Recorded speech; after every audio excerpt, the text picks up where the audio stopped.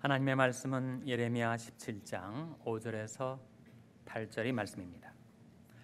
나 여호와가 이같이 말하노라. 무릇 사람을 믿으며 혈육으로 그 권력을 삼고 마음이 여호와에게서 떠난 그 사람은 저주를 받을 것이라. 그는 사막의 떨겨나무 같아서 좋은 일이 오는 것을 보지 못하고 광야 간조한 것 건건한 땅 사람이 거하지 않는 땅에 거하리라. 그러나 무릇 여호와를 의지하며 여호와를 의뢰하는 그 사람은 복을 받을 것이라. 그는 물가에 심기운 나무가 그 뿌리를 강변에 뻗치고 더위가 올지라도 두려워 아니하며 그 잎이 청청하며 가무는 해도 걱정이 없고 결실이 그치지 아니함 같으리라. 아멘. 할렐루야. 서로의 평강의 복을 기원하는 마음으로 샬롬 인사 나누시기 바랍니다. 샬롬. 샬롬. 우리가 뭔가를 인식하려고 할 때 우리는 비교와 대조를 통해서 인식하게 됩니다. 그 자체만을 바라볼 때는 잘 모르겠는데 유사한 것과 비교를 해보고 대조를 해봄으로써 우리는 정확한 인지에 도달할 수 있습니다. 그러니까 겸손에 대해서 성경이 우리에게 가르칠 때 겸손과 정반대되는 것, 겸손의 반대가 뭐죠? 교만과 비교하고 대조해서 우리에게 겸손을 가르쳐 주시죠. 예수님께서 누가복음 18장에 두 사람이 성전에 기도하러 올라갔다는 것입니다. 한 사람은 바리새인, 다른 한 사람은 세리였습니다. 바리새인은 따로 서서 이렇게 기도를 하였습니다. 하나님이여, 나는 이 모든 사람, 이 불의와 토색과 간음하는 자들과 같지 아니함을 감사나이다. 이 세리와도 같지 아니함을 감사나이다. 나는 일주일에 이틀 금식을 하고 내 모든 소득의 11조를 드리나이다. 이렇게 기도하고 있었습니다. 너무 위풍당당하게 하나님 앞에 자신만만하게 자기 의와 자기 공로를 내세우며 그렇게 기도를 하였어요. 반면에 세리는 감히 하늘을 우러러 쳐다보지도 못하고 이렇게 기도하였습니다. 하나님이여, 이 죄인을 불쌍히 여기소서. 자기 가슴을 치면서 하나님의 긍휼을 구하는 기도를 하였습니다. 예수님께서 그 비유를 말씀하시면서 이 사람이 저 사람보다 의롭다 하심을 받아 집에 내려갔느니라 그런 말씀하셨어요. 이 사람이 누굴까요? 세리. 저 사람이 누구겠습니까? 바리새인. 스스로 의롭다 생각하고 자기 공로와 자기 자랑을 내세우며 하나님 앞에 기도하였던 바리새인보다 가슴을 치면서 다만 하나님의 긍휼을 바라며 자신이 죄인됨을 고백했던 그 세리가 오히려 의롭다함을 얻어서 그 집에 내려가게 되었음을 말씀하시면서 그 비유의 결론에 무릇 자기를 높이는 자는 낮아지고 자기를 낮추는 자는 높아지리라고 말씀하셨죠. 그래서 이 겸손을 가르치기 위하여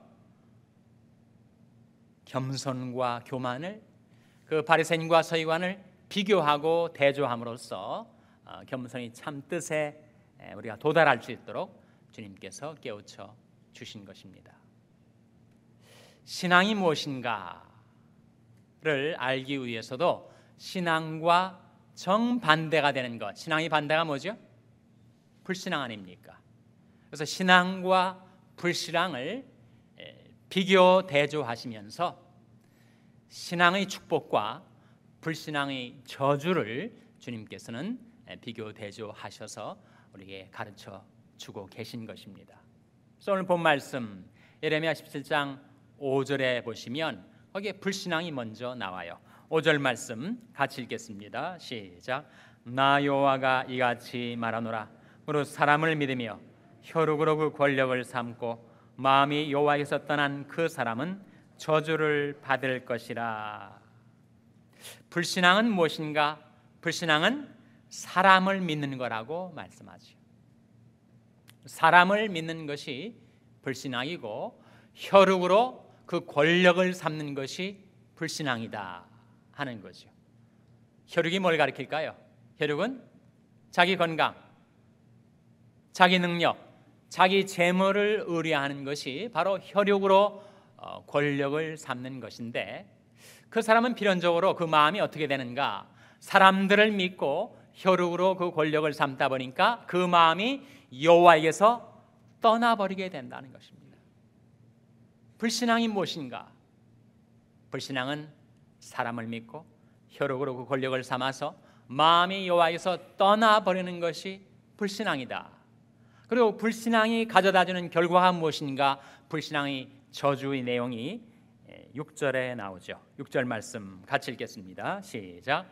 그는 사막의 떨기나무 같아서 좋은 일이 오는 것을 보지 못하고 광야 간조한 곳, 건건한 땅, 사람이 거하지 않는 땅에 거하리라. 그는 사막의 떨기나무 같아서, 떨기나무가 무엇인지 보셨습니까? 우리가 살고 있는 캘리포니아만 해도 좀 운전해 나가면 사막 지역이 있습니다. 사막 지역에 떨기나무들이 있어요. 떨기나무는 나무라고 할 것조차도 안 되는 나무들. 그냥 잡초, 멀리서 보면 잡초 한 움큼이 놓여 있는 것 같은 그런 떨기나무. 워낙 수분이 공급되지 않으니까 그 황량하고 척박한 땅에서 겨우겨우 자기 생명만을 연명해가는 떨기나무. 그래서 불신앙에 빠지면 그는 사막이 떨기나무 같게 된다. 그래서 좋은 일에 오는 것을 보지 못한다. 물론 살다 보면 누구나 좋은 일이 올 때가 있고 또 나쁜 일이 닥쳐올 때도 있죠. 그런데 불신앙 가운데 빠져 살게 되면 도무지 좋은 일이 오는 것이 없다는 거예요. 좋은 일 대신 뭐가 오겠습니까? 흉한 일들이 계속 다가오게 된다는 거예요. 그 말씀을 좀 더 보시면 6절에 그는 사막의 떨기나무 같아서 좋은 일이 오는 것을 보지 못하고 광야 간조한 것, 간조한 것이 뭐죠? 건조한 것, 건건한 땅. 건건한 땅이 뭡니까? 너무 메말라서 소금기가 묻어나는 그런 땅. 사람이 땀을 흘리고 햇볕에 있으면 그것이 건조해지면서 이 소금 덩어리가 얼굴에 맺히듯이 워낙 척박하고 황량하고 건조한 사막 땅, 광야 땅이다 보니까 그것이 소금 땅이 되어버렸다는 거예요. 그래서 광야 간조한 것, 건건한 땅, 사람이 거하지 않는 땅에 거하리라. 사람이 당할 수 있는 고통 중에서 가장 견디기 어려운 고통이 고독의 고통이라고 하죠. 아무도 나를 찾아오지 않고 아무도 내게 관심 두지 않고 나 홀로 외롭게 쓸쓸하게 그 인생을 살아가게 된다는 것입니다. 불신앙의 저주라는 거예요. 근데 정반대로 이것과 비교 대조하여서 우리에게 말씀해 주는 것이 신앙이 무엇이냐, 그리고 신앙이 가져다주는 결과, 신앙의 축복이 무엇인가를 이어서 말씀해 주고 있습니다. 먼저 신앙이 무엇인가, 우리 7절 말씀 같이 읽겠습니다. 7절 말씀 시작. 그러나 무릇 여호와를 의지하며 여호와를 의뢰하는 그 사람은 복을 받을 것이라. 그럼 이 말씀 속에 신앙이 무엇인지 우리에게 밝혀주고 있죠. 무엇입니까? 신앙이란 무엇입니까? 의지하고 의뢰하는 것, 이게 바로 신앙입니다. 우리가 신앙인인데 신앙인은 우리가 신앙이 뭔지, 믿음이 뭔지를 잘 이해하지 못해요. 그리고 우리 자녀들에게나 이웃에게 신앙이란 이런 것이다, 믿음이란 이런 것이다, 그 믿음의 실체를, 그 신앙의 실체를 우리가 잘 설명해 전하지 못합니다. 근데 이렇게 여러분이 신체에다가 믿음이 무엇인지를 비유해서 우리가 이해할 수가 있습니다. 믿음은 무엇과 같은가? 믿음은 눈과 같습니다. 눈. 우리에게 믿음이 있으면, 우리 눈이 열리면 우리 영안이 밝아지면 우리는 하나님을 배울 수가 있다는 거예요. 하나님 나라를 바라볼 수가 있다는 것입니다. 지금도 하나님께서 살아계셔서 우리 인생과 역사 속에서 무슨 일을 하고 계신지 하나님의 행하심을 목격할 수 있다는 거예요. 그것이 믿음의 효용입니다. 우리에게 믿음이 있으면, 믿음은 눈과 같아서 육신의 눈으로 보지 못하는 영계를 볼 수 있게 해주는 것이 바로 믿음이다 하는 거죠. 또 믿음은 귀와 같습니다. 우리에게 믿음이 있으면 믿음의 귀가 열려 주님께서 우리에게 들려주시는 주님의 음성, 주님의 목소리를 우리가 들을 수 있게 된다는 거예요. 근데 우리가 믿음을 잃어버리면 주님께서 우리에게 들려주시는 주님의 음성을 계속해서 놓쳐버립니다. 여러분이 앉아 계신 이 예배당 내에도 많은 전파들이 움직이고 있지만 우리 육안으로는 볼 수가 없죠. 우리가 볼 수가 없다고 없는 것은 아닙니다. 그래서 우리에게 믿음이 있다면 우리 귀가 열려서 우리에게 들려주시는 주님의 음성을 듣게 된다는 것입니다. 예수님께서 내 양은 내 음성을 들으며 나는 저희를 알며 저희는 나를 따르느니라 하신 대로,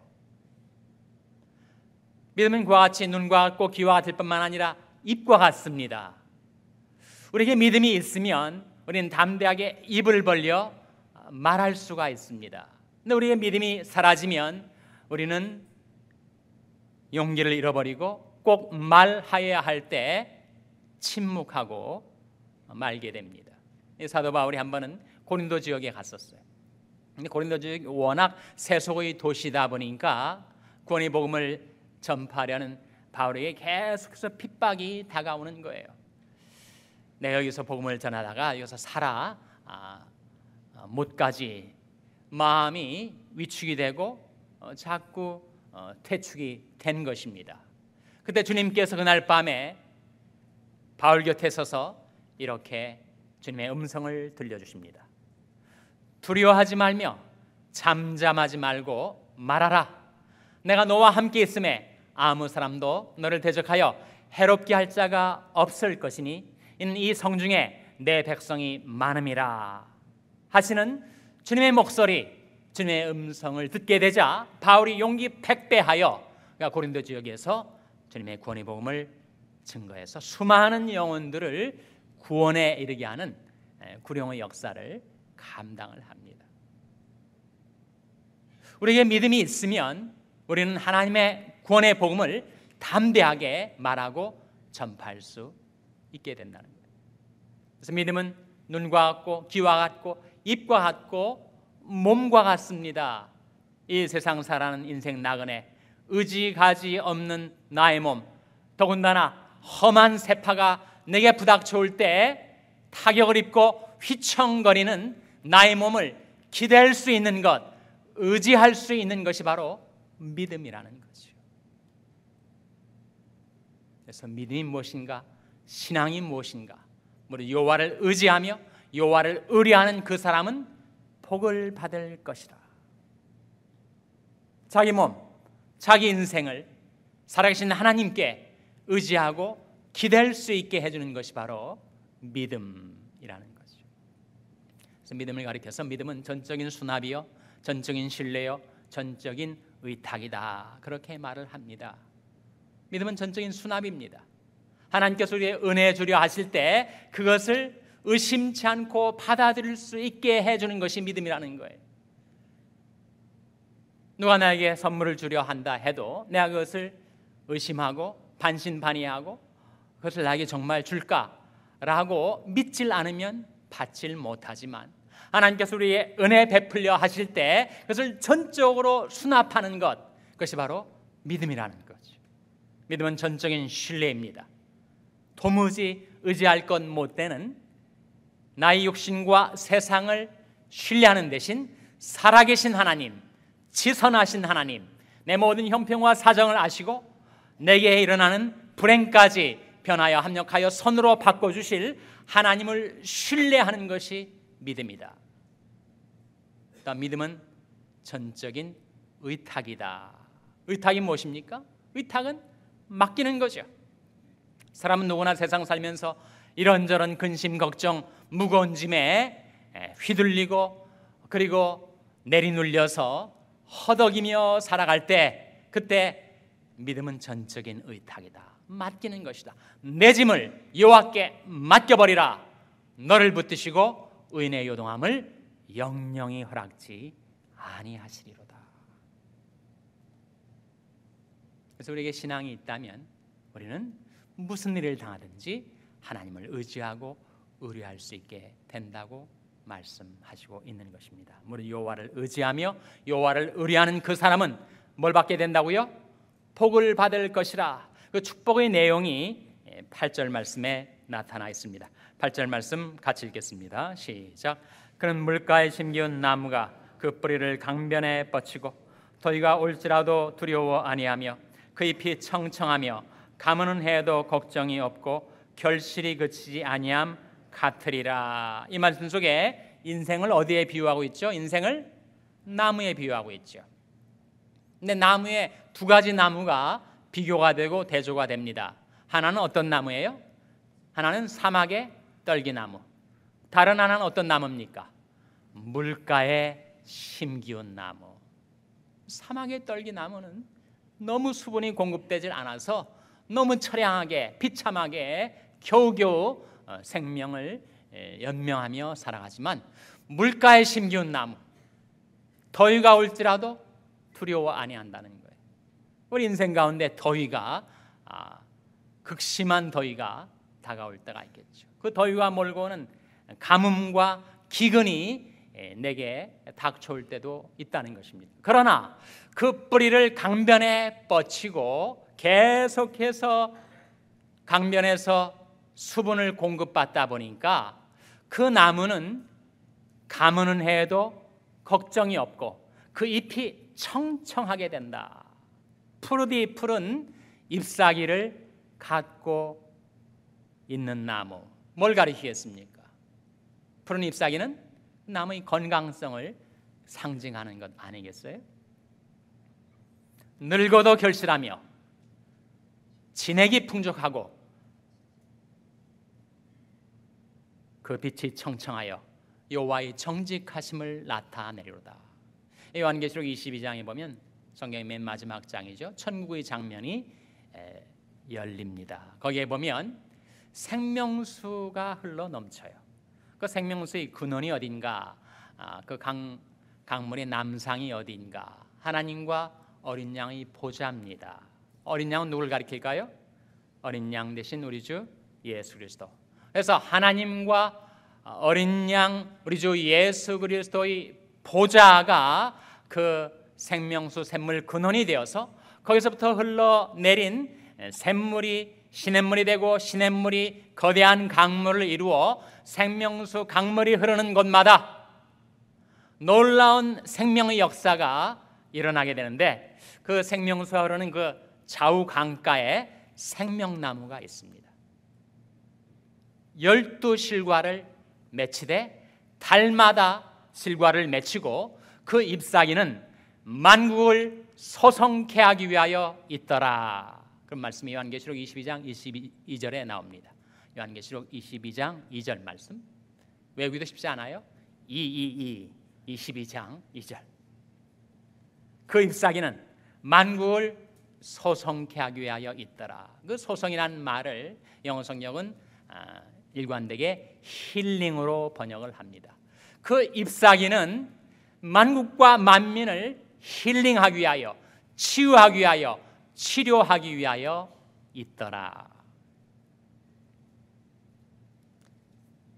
그래서 사막의 떨기나무 말고 물가에 심긴 나무와 같은 인생은 그 뿌리를 강변에 뻗쳐 있기 때문에 더위가 올지라도 무서워하지 아니하고, 그 잎이 청청해서 그 나무가 건강한 나무가 될 뿐만 아니라 거기서 나온 잎사귀를 가지고 다른 사람을 소성케 하고 다른 사람을 치료하는 그런 인생을 살게 된다는 거죠. 이어지는 말씀 8절도 보시면, 그는 물가에 심긴 나무가 그 뿌리를 강변에 뻗치고 더위가 올지라도 두려워 아니하며 그 잎이 청청하며 가무는 해도 걱정이 없고 무엇이 그치지 아니함 같으리라 그랬습니까? 결실이.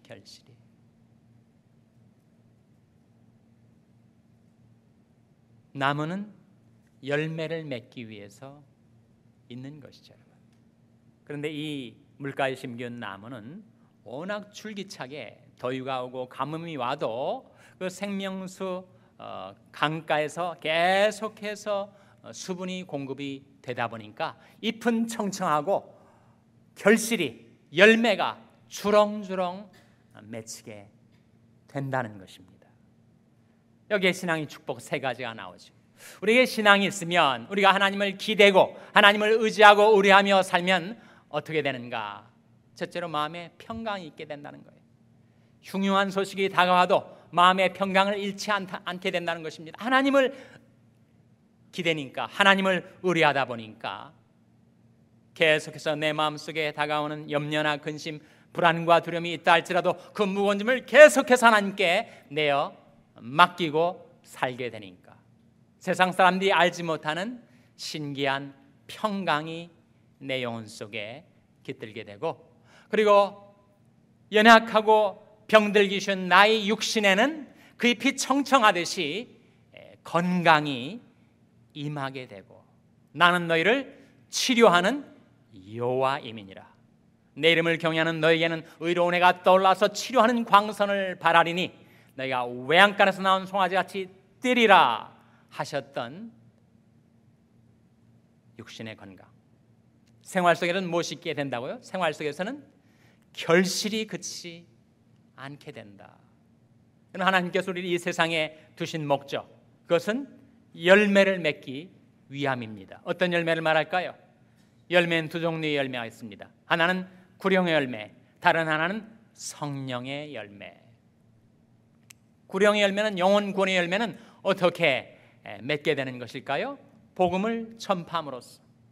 성령의 열매는 무엇입니까? 사랑과 희락과 화평과 오래 참음과 자비와 양선과 충성과 온유와 절제의 성령의 열매는 하나님의 형상을 닮아, 예수의 인격을 닮아, 성령의 품성을 닮아 우리 인격이 변화되고 성숙되는 것을 의미하는 것인데, 바로 우리 교회의 표어처럼 복음과 사랑을 전파하는 샬롬교회, 복음을 전파함으로 구령의 열매를 맺고 사랑을 실천함으로 성령의 열매를 맺어가는 것. 너희가 과실을 많이 맺으면 내 아버지께서 영광을 받으실 것이요 너희가 내 제자가 되리라. 신앙이 무엇인지, 신앙의 축복이 무엇인지를 비교, 대조시킴으로써 불신앙과 불신앙의 저주를 우리에게 대조를 통한 극명한, 분명하고 명확한 가르침을 이 말씀이 주고 있습니다. 요한삼서 2절에 보면 이런 하나님의 축원, 하나님이 정말 하나님이 사랑하시는 자녀들을 축복하시기를 원하셔서 이런 축원의 말씀이 나타나죠. 사랑하는 자여, 내 영혼이 잘된 같이 내가 범사에 잘되고 강건하기를 내가 간구하노라. 거기 세 가지가 나오잖아요. 영혼의 잘됨, 평강이죠. 범사의 잘됨, 생활 속에서의 결실을 맺는 것이죠. 강건하기를 내가 간구하노라, 육신의 건강입니다. 하나님의 주원을 따라 우리가 하나님을 의지하고 의뢰하는 신앙을 갖고 살아서 하나님이 가져다 주시는 신앙의 축복, 평강과 건강과 결실을 얻어 누리는 복된 삶을 살아가게 되시기를 주님의 이름으로 축원합니다. 기도하시겠습니다. 아버지 하나님, 오늘 하나님의 말씀을 통하여 신앙이 무엇인지, 우리가 신앙을 갖고 살 때 하나님이 가져다 주시는 신앙의 축복이 무엇인지를 밝히 가르쳐 주셨사오니, 무슨 일을 당하였어도 저희들이 하나님을 의지하고 의뢰하는 신앙을 갖고 살아서 하나님이 가져다 주시는 평강과 건강과 결실 있는 그런 삶을 살게 하여 주시옵소서. 예수님의 이름으로 기도하옵나이다. 아멘.